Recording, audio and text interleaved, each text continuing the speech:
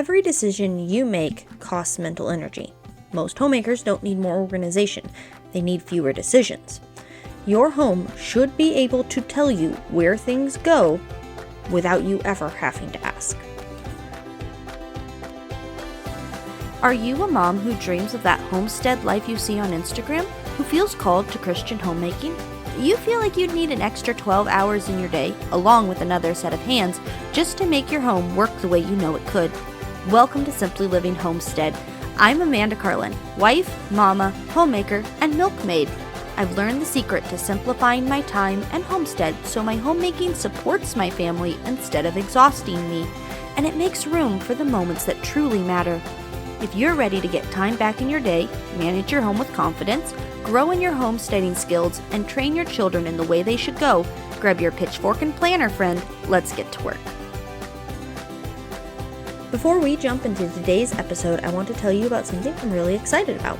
If you've been listening for a while and you're thinking, Amanda, I understand these ideas, I just don't know how to make them work in my own home. That's exactly why I created the Homestead Systems Mentorship. Inside the mentorship, I work one-on-one with Christian homemakers to build simple systems for your home, your time, and your homestead that actually fit into your season of life.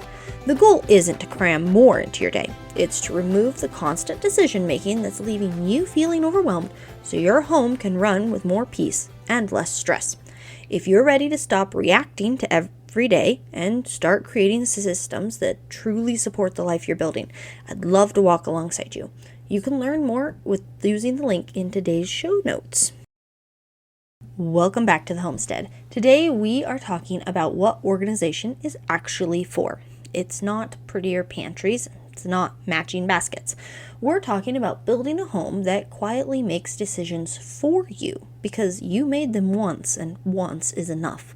Life already has enough surprises without wondering when it's time to fold the laundry. My summer has been crazy, to say the least. It has been one continual thing after another. We've been doing hay this week, and the tractor broke down. We borrowed a tractor, and that tractor broke down. We fixed them and started going again, and then Grandpa's air conditioning quit. The washing machine quit, and we had a pipe in the basement also burst. We fixed it. It still leaked. We fixed it again. It leaked in even worse. And you know what? Crazy beyond all crazies. I had all of these notes written to tell you about my crazy week. And then I'm not recording this episode until 10:30 at night because what happened? Oh, the tractor broke down again. And we got it. We got it fixed. And the other tractor broke down again. The borrowed one. Yeah, it has been a doozy. And you know what? The cows still have to be milked. The dishes still are sitting in the sink. I did do them yesterday. There's more there. The laundry is piling up again. And dinner?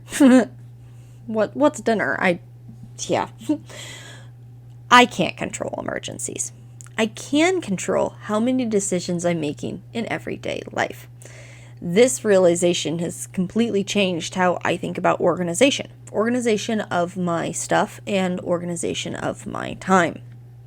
Organization is really about reducing decisions. We think organizing means making things look nice, and it does to a certain degree. We need to be able to enjoy the space that we're in, or we're never going to want to go there and use the things. But really, that's the bonus to this whole thing.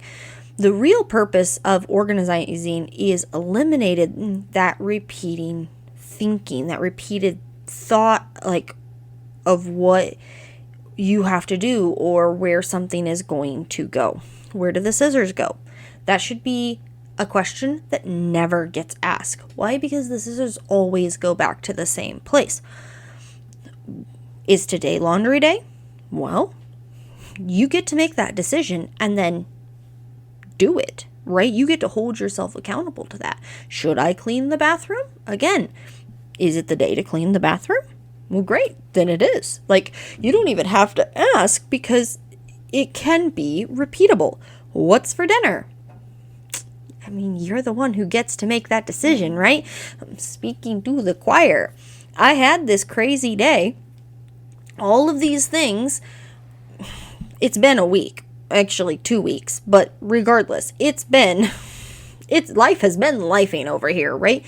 And what did we have for dinner? Well, we ended up going out for Chinese because I didn't do dinner.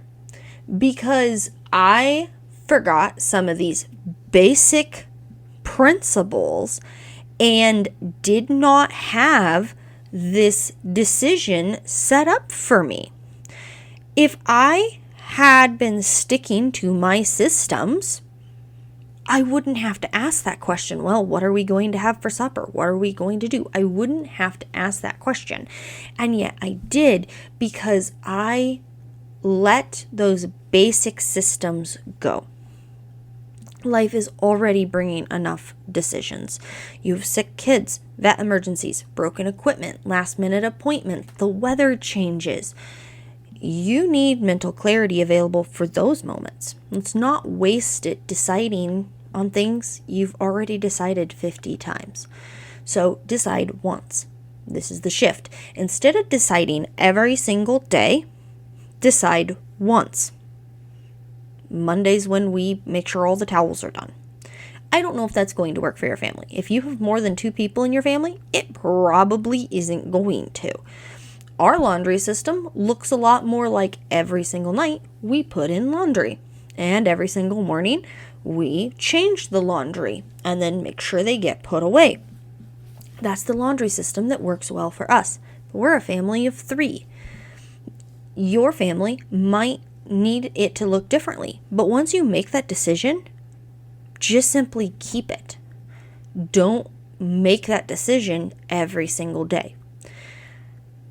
Tuesdays is the day that we clean the bathroom. Great. When it's Tuesday, you're going to do that, right? You make that decision once. Every item has a permanent home. Every meal category has its day. Maybe that's the way you need to meal plan. Maybe you need to make that meal plan decision once a week instead of every single day. Maybe you need to make a rotating meal schedule. Maybe you need to just sit down and do meal planning, right? What is that thing that's going to work for you so you can stop making that decision every single day? Certain tasks happen after specific triggers. And that whole concept of when do you do the thing is what systems is all about. The system remembers, so you don't have to. And the more you do it, the more comfortable you'll get in remembering that system. Now, caveat here, I've heard it said that, you need to do it for 30 days and you'll have it as a habit. I'm fairly certain that that was not tested on people with ADHD. So if you are like me and you have chronic squirrel brain or worse, you might never actually be able to make that a habit. And I don't say that to discourage you.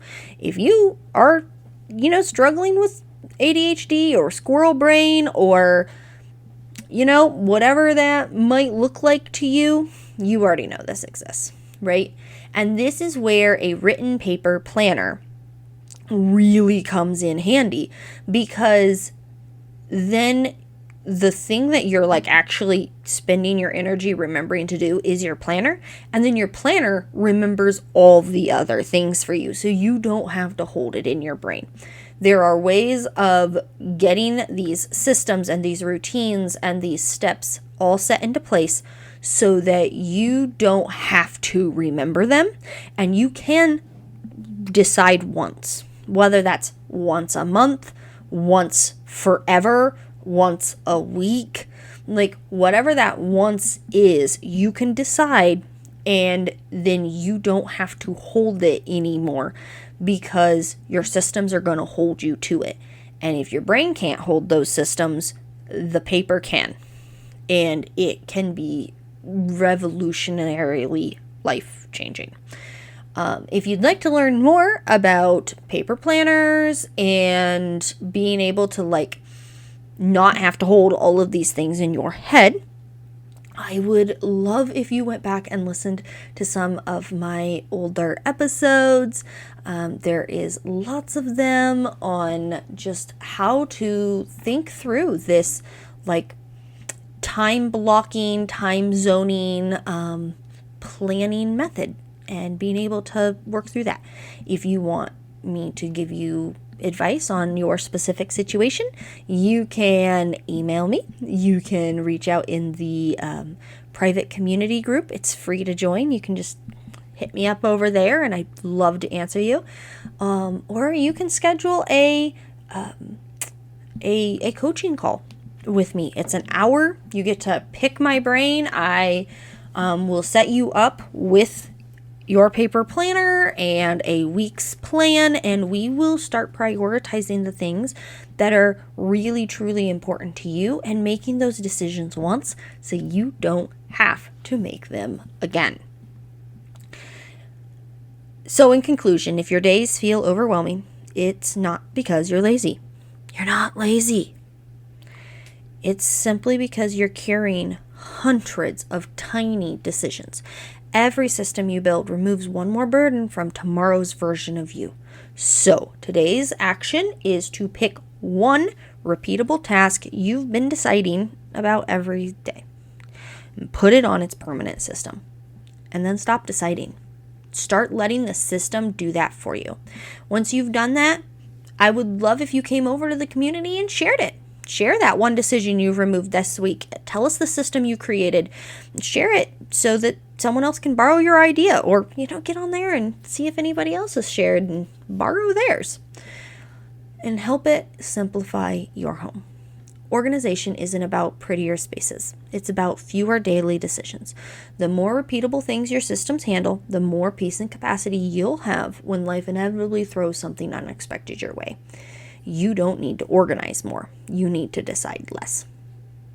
If today's episode felt like someone finally explained why your home still feels overwhelming, that's exactly why we work through what we work through inside the Homestead Systems Mentorship. Together we'll build systems that fit your family, your home, and your homestead so you aren't carrying every decision yourself. I'd love to help you build a home that runs with more peace and less mental clutter. And don't forget to come join us over in the free community and share that one decision you've removed this week. I love that you've hung out with me this long, friend, and I hope that you have a lovely week. Hey neighbor, I hope you enjoyed today's episode. If so, would you take 30 seconds and share this episode with a friend who is knee-deep in their own homestead? Also, please leave me a rating or a review on Apple Podcasts. It thrills me to know that this podcast is helping you. Keep watching those sunsets, friend.